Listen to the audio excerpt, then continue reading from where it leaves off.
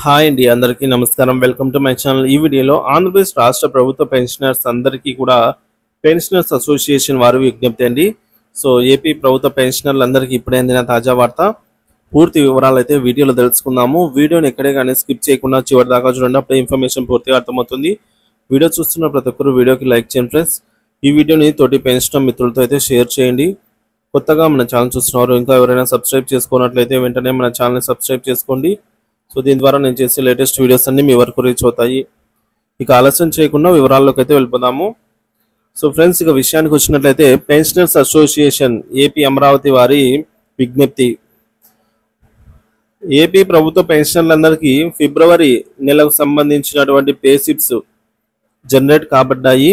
ఇప్పటికే మన మిత్రులందరూ కూడా డౌన్లోడ్ చేసుకుని ఉన్నారు.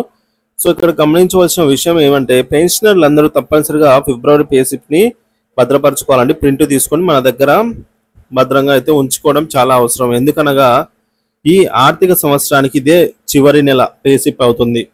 కాబట్టి పే స్లిప్లు మొదటి కాలంలో ఎర్నింగ్స్ అయితే ఉంటాయి.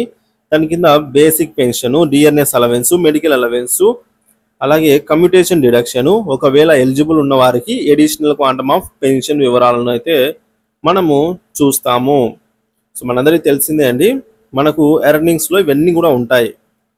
So DR, basic pension, medical allowance, commutation డిడక్షన్స్లో వస్తుంది. అది ఎడిషనల్ క్వాంటమ్ ఆఫ్ పెన్షన్, ఇవన్నీ వస్తాయి. ఇక పే స్లిప్లో రెండవ కాలంలో వైటీడీ అనగా ఇయర్లీ ట్రాన్సాక్షన్ డీటెయిల్స్ కాలంలో మనము మార్చి 1, 2024 నుంచి ఫిబ్రవరి 28, 2025 వరకు పొందిన basic pension, DR, medical allowance, additional quantum of pension వీటన్నిటిని 12 నెలలకు ఎంత పొందామో చూపించి అందులో నుంచి 12 నెలల కాలానికి కమ్యూటేషన్ రికవరీ ఎంత అయ్యిందో దాన్ని మైనస్ చేసి కింద టోటల్లో అయితే ఈ సంవత్సరంలో పొందిన మొత్తం ఆదాయం ఇయర్లీ ట్రాన్సాక్షన్ డీటెయిల్స్ కాలంలో చూపబడుతుంది.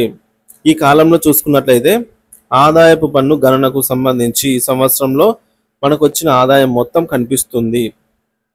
ఇదే మొత్తం ఈ పే స్లిప్లో కుడివైపున ఇవ్వబడినట్టు ఫార్మ్ 16లో అయితే మనము గ్రాస్ సాలరీలో కూడా చూపబడుతుంది అన్నమాట. ఫార్మ్ 16 డీటెయిల్స్ మనందరికీ తెలిసిందే. సో మనం ఈ ఫైలింగ్ చేసేటప్పుడు ఐటీ రిటర్న్స్ నందు గ్రాస్ సాలరీగా ఈ కాలంలో చూసి మొత్తము చూపబడడం జరుగుతుందన్నమాట. ఈ ఆర్థిక సంవత్సరంలో న్యూ రిజీమ్లో 7 లక్షల లోపు ఆదాయం ఉన్న వారికి ఆదాయ పన్ను పరిధిలోకి రారు కనుక సో ఇన్కమ్ ట్యాక్స్ ను సబ్ ట్రెజరీ అధికారులు రికవరీ చేసి ఉండరు. అట్టి వారు ట్రెజరీ అధికారుల నుంచి ఫామ్ 16 పొందలేరు. వారికి ఫిబ్రవరి నెలలో చూపించబడినటువంటి ఫామ్ 16లో ఉన్న గ్రాస్ ఇన్కమ్ ఆధారంగా ఐటీ రిటర్న్స్ ఫైల్ చేసుకోవడానికి మార్గం సుగమం అవుతుంది. సో మనకు 7 లక్షల లోపే ఆదాయం వచ్చిన వారు అదర్ సోర్సెస్ నుంచి ఆదాయం వచ్చి ఉన్నట్లయితే సో 7 లక్షలు దాటుతుంది కాబట్టి అట్టి వారు ఫామ్ 16లో ఉన్న గ్రాస్ ఇన్కమ్ ఆధారంగా ఐటీ రిటర్న్స్ ఫైల్ అయితే చేసుకోవచ్చు అనమాట. దీని ద్వారా మార్గం సుగమం అవుతుంది. మనం 12 నెలల పే స్లిప్స్ తీసుకొని ఆదాయాన్ని గణించుకోవాల్సిన అవసరం ఉండదు కనుక ఫిబ్రవరి పే స్లిప్ ప్రింట్ తీసుకోవడం అనేది అవసరము. ఆదాయపు పన్ను పడని పెన్షనర్స్, 3 లక్షల పైబడిన ఆదాయం కలిగిన పెన్షనర్స్ ఫిబ్రవరి పే స్లిప్ ఆధారంగా చేసుకొని ఫైల్ చేయొచ్చు. ఇక సబ్ ట్రెజరీ అధికారులు ఇన్కమ్ ట్యాక్స్ రికవరీ చేసిన వారందరూ సంబంధిత ఎస్టీఓలు ఫామ్ 16 దాఖలు చేసినటువంటి తర్వాత మాత్రమే ఐటీ రిటర్న్స్ అయితే చేయవలసి ఉంటుంది. ఇక సబ్ ట్రెజరీ అధికారులు ఇన్కమ్ ట్యాక్స్ మినహాయించిన వారికి మాత్రమే ఫామ్ 16 జారీ చేస్తారు. మన పే స్లిప్స్లో ఫామ్ 16 వద్ద మన ఆదాయం చూపిన తర్వాత ఆదాయపు పన్నుకు న్యూ రిజియంలో లెక్కలు చూపక ఓల్డ్ రిజియంలో చూపడం వల్ల గందరగోళ పరిస్థితులు అయితే ఉన్నాయి. దీనిని సిఎఫ్ఎంఎస్ అధికారులు సరిదిద్దక అలసత్వం వహిస్తూ ఉన్నారు. ఇది బాధాకరము. పెన్షనర్స్ అందరూ ఫిబ్రవరి పే స్లిప్స్ లాగానే మార్చి నెల సంబంధించిన పే స్లిప్స్ కూడా ప్రింట్ తీసుకొని ఉంచుకోవడం అవసరము. ఇక్కడ కాలంలో ఒక ఎర్నింగ్ నందు మార్పులు అయితే ఉండవు. ఈ ఆర్థిక సంవత్సరం మొదటి నెల కాబట్టి వైటీడీ కాలంలో ఒక నెలకు సంబంధించిన ఆదాయము రికవరీ కనిపిస్తాయి. ఫామ్ 16 గ్రాస్ ఇన్కమ్ వద్ద మన ఎర్నింగ్స్లో చూపబడిన మొత్తాన్ని 12 నెలలకు హెచ్చించి గ్రాస్ పెన్షన్గా చూపి ఆదాయ పన్నులు లెక్క కడతారు.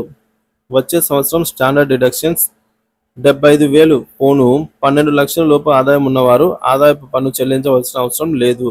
కావున సిఎఫ్ఎంఎస్ అధికారులను ఇప్పటికైనా పే స్లిప్స్ నందు ఫామ్ 16 లెక్కలు మార్చి సరైన విధంగా చూపవలసిందిగా అయితే పెన్షనర్స్ అసోసియేషన్ వారి విజ్ఞప్తి అండి.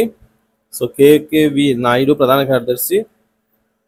ఈ మేరకు మనకు ఇన్కమ్ ట్యాక్స్ సంబంధించి ఈ విధంగా ఎవరైతే ఇన్కమ్ ట్యాక్స్ పరిధిలోకి రారో వారు ఫామ్ 16 డీటెయిల్స్ చూపించి అయితే ఐటీ దాఖలు చేసుకోవచ్చు అండి. అంటే అదర్ సోర్సెస్ మీద ఎక్కువ లాభం వచ్చేవారు, సో ఇన్కమ్ ట్యాక్స్ పరిధిలోకి వచ్చేవారు అనమాట.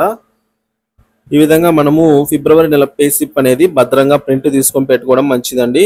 ఇది మనకు ఇయర్లీ మొత్తం యూస్ అవుతుంది అనమాట. ఈ మేరకు పెన్షనర్స్ అసోసియేషన్ వారైతే విజ్ఞప్తి చేసి ఉన్నారు.